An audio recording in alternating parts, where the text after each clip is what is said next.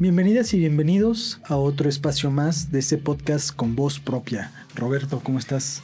¿Qué tal, Omar? Buenas tardes a todos quienes nos ven y nos escuchan. Pues sí, un nuevo episodio de Con Voz Propia. Sin lugar a dudas, este espacio que nos permite reflexionar, nos permite criticar, nos permite analizar la agenda de diferentes formas, de diferentes ángulos. Y qué mejor tema, Omar, como es el tema, valga la redundancia, de la movilidad, que en Querétaro pues ha sido un elemento fundamental, ha sido una carta a Santa Claus por muchos ciudadanos, permanentemente prometido por muchos gobiernos, y que sigue sintiéndose como que este elemento inconcluso, ¿no? Como área de oportunidad, dicen los optimistas, para poder avanzar en el tema de la movilidad. Lo cierto es que también hay avances en la materia, es innegable, el transporte público se percibe cierta mejoría, no obstante, pues sigue habiendo asignaturas pendientes en el tema y bueno, pues es un asunto que sin duda da mucho de qué hablar, mucha tela de qué cortar, ¿no, Mar? Sí, el tema de mover a tanta población, ¿no? Sobre todo a un estado, a una entidad que ha tenido un crecimiento demográfico exponencial. En la zona metropolitana somos 1.47 millones de personas, me parece. Entonces, ¿cómo nos movemos tantas personas? Genera una interrogante tremenda, ¿no? Para un espacio geográfico en el que hace apenas 20 años no se imaginaban que iba a tener ese crecimiento. Creo que es un área de oportunidad, como lo dices, pero un área de oportunidad que no solo es un reclamo de lo que no se ha hecho, sino este gran deseo que tiene la población por ver un cambio, ¿no? Se sigue viendo tráfico, se sigue percibiendo un mal sistema de transporte, se sigue pensando en espacios poco amigables quizá para el peatón o para el ciclista, aunque los números dicen algo contrario, ¿no? Aunque el gobierno sigue dando cifras de nuevas ciclovías, hay nuevas unidades de transporte público, hay vialidades más amplias. La pregunta es, ¿qué es lo que está sucediendo para que la gente no perciba que la movilidad en Querétaro siga estando bien? Sí, digo, la demanda creciente es importante. El dato duro que por ahí se ha presentado o que sabemos, un parque vehicular pues ya superior a los 800,000 vehículos que circulan en la capital. El uso del transporte público, el dato es de que 600,000 usuarios utilizan el transporte público pues de manera diaria. Entonces no son datos menores ya en una ciudad con estos niveles de crecimiento.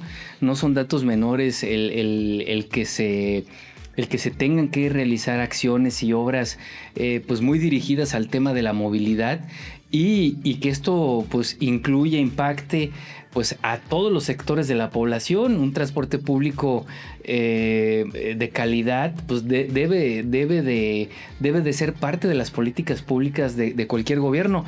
Eso finalmente pues permite una calidad de vida para las personas. Pensar en un transporte público óptimo, pues también sin lugar a dudas incentiva a dejar el vehículo particular en casa y propiciar el uso del transporte público. En este momento pues es un efecto contrario. La gente privilegiamos el uso del transporte particular, el transporte, los vehículos particulares, que usar el transporte público pues por estas deficiencias que aún se siguen percibiendo. Yo decía hace un momento que si bien hay cambios importantes en la dinámica del transporte público, pues sigue siendo una asignatura pendiente. Mucho se ha dicho esta traza de 5 de febrero, qué tanto realmente remedió para el transporte, qué tanto remedio puso para el transporte y qué tanto impactó de manera colateral a las superficies de rodeamiento de los transportes privados. Entonces, pues es un debate entre la utilización, entre la movilidad, pero no deja de ser pues un elemento que va a seguir siendo de manera permanente motivo de dar certeza, de dar un buen servicio a los usuarios. Hace unos días, o más bien el año pasado, no sé si recuerdas, Omar, presidente municipal Felifer pues, decía que se iba a hacer una consulta para para ver si se llevaba a cabo un teleférico como una opción también de movilidad. Entonces, esa es una propuesta que quedó ahí en el aire. No desconozco ya en qué quedó. Creo que finalmente la dichosa consulta no se iba a realizar por costos. Pero bueno, son alternativas que se mencionan, no se han explorado al 100%. El tema de las ciclovías, mucha gente pues menciona, ¿no? Querétaro no tiene la infraestructura para hacer estas ciclovías, tan solo la fisonomía de la ciudad, pendientes, subidas, bajadas, pues creo yo que basta ver el entorno de la ciudad, cómo está organizada, pues para ver si es factible o no usar bicicleta en Querétaro, ¿no, Omar? Me parece que el tema es la agenda pública, cómo la está llevando, en tema de un master plan, de una planeación administrativa. Lo que ha hecho el gobierno, decir recientemente, quizá han sido los últimos 40 años, es ir atendiendo el crecimiento, ir atendiendo y parchando los problemas en vez de gestionar una gran planeación en la ciudad. Y entonces eso genera un problema muy importante porque se atiende, ¿no? Una problemática, hay un avance en tema de movilidad y desata otro problema, ¿no? Podemos ver números muy duros o podemos hablarlo más en cuestión de percepciones en transporte público. Se ha hablado, se ha dicho por ahí de que Querétaro tiene el mejor transporte público del país, lo cual creo que habría que cuestionar firmemente, pero sin duda ha habido una mejoría, sobre todo pensando, por ejemplo, en la tarifa preferencial, ¿no? Que se ha extendido no solo a estudiantes y personas con discapacidad, tercera edad, sino también personas que trabajan en la educación, profesores y personas que trabajan en el sector salud. O sea, se sigue democratizando, ¿no? El acceso al transporte, y que me parece que es la tarifa más baja del país. Pero tenemos por un lado, ¿no?, estos grandes aciertos, y por otro lado tenemos, por ejemplo, la construcción de este puente que está sucediendo en Cerrito Colorado con el tema de la llegada del tren, y entonces eso genera un caos en movilidad. Y pues si había un avance y la gente ya creía que mira, hay más unidades y estamos bien, ahora pues no, porque volvemos al tráfico y volvemos al problema de planeación. Parece que el problema de fondo es que el gobierno sigue parchando los problemas en vez de pensar en un plan maestro en que pueda atenderse eso.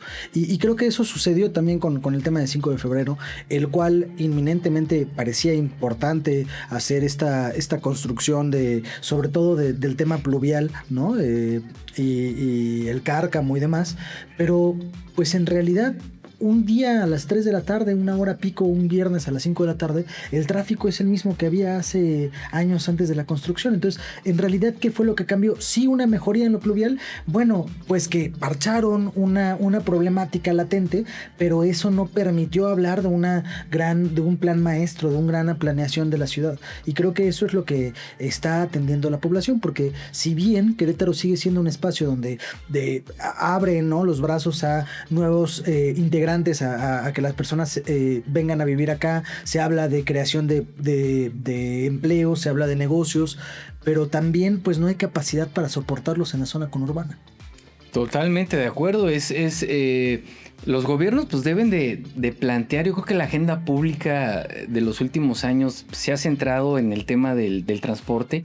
La agenda pública ha sido un requerimiento permanente. Vemos también expresiones de colectivos. Hace rato decía yo el tema de las ciclovías, estos colectivos de promoción del uso de la bicicleta y su activismo también detrás de esa promoción. Estas bicicletas blancas que lamentablemente vemos pues de manera recurrente, que son colocadas en diferentes puntos de la ciudad, pues por la falta de una cultura vial hacia el ciclista. Siempre se ha dicho, ¿no? Un vehículo automotor, pues obviamente lleva responsabilidad en la cinta asfáltica frente a un peatón, frente a un ciclista, frente a un motociclista, etcétera. Pues tan solo el hecho de la carrocería. Claro. Entonces habría que cuestionarnos saber qué superficies de rodamiento son las que realmente necesita el Estado o la capital, hablando del municipio de Querétaro, para poder detonar y que sean modelos que se repliquen en otros municipios.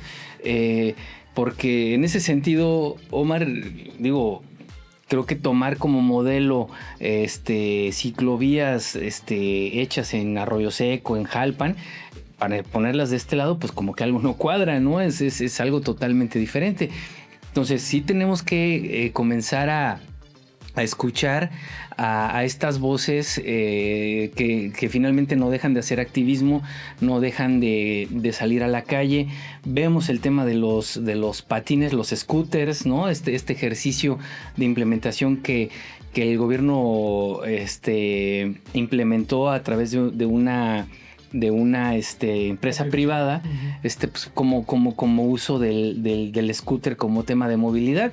Pues se ven muy sofisticados, muy a la vanguardia, pero también qué significan. Vimos hace poco, te recordarás, una foto de un invidente que tuvo una caída, tropezar con uno de estos scooters que los dejan literalmente tirados cuando los dejan de usar. Entonces son regulaciones que no están, que se venden a veces como medidas para remediar la movilidad, que de alguna manera, pues por supuesto que sí impactan, pero no dejan de tener pues estos otros elementos donde algo falta para cerrar el círculo, ¿no, Omar? Ahí hay que cuestionar mucho y ser críticos al tema de la moda, ¿no? Porque parece que muchas ideas innovadoras o muchas cosas se hacen por moda y en realidad habría que pensar cómo lo tropicalizamos o cómo lo hacemos útil a nuestra propia realidad y a nuestro propio contexto.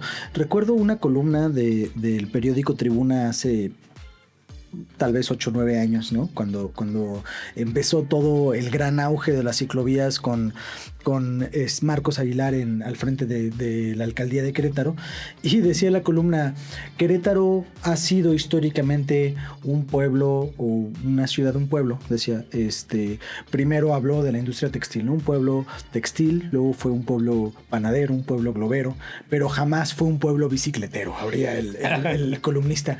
Y hacía una crítica de esta idea muy porfiriana, ¿no? De fui a otro lado, vi ciclovías, me gustaron y me las traigo para acá. Oye, pero eso atiende realmente la necesidad de la población.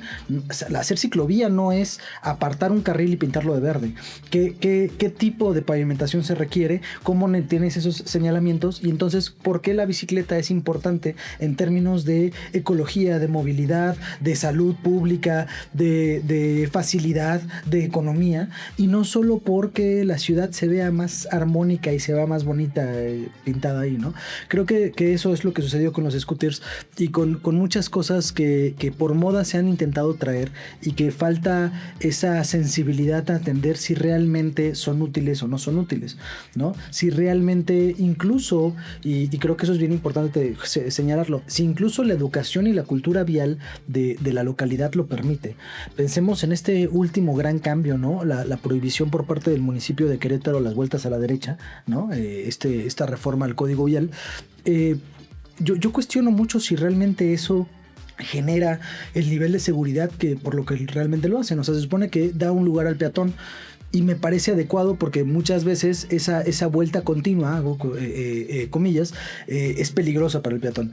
Pero cuando uno ve cómo funcionan los semáforos, no hay lugar para el peatón, aún así. O sea, siempre hay un cruce para los automovilistas y entonces el peatón es el más desprotegido. Lo que genera que entonces se lancen a la brava, lo que genera entonces que tampoco haya una cultura vial de cuándo cruzarse. Y es una serie de cadenas de errores, de problemas de educación vial que es porque pareciera una moda o pareciera una solución fácil de momento para parchar un problema y que en realidad no hay un estudio sobre qué es la cultura vial dentro de Querétaro.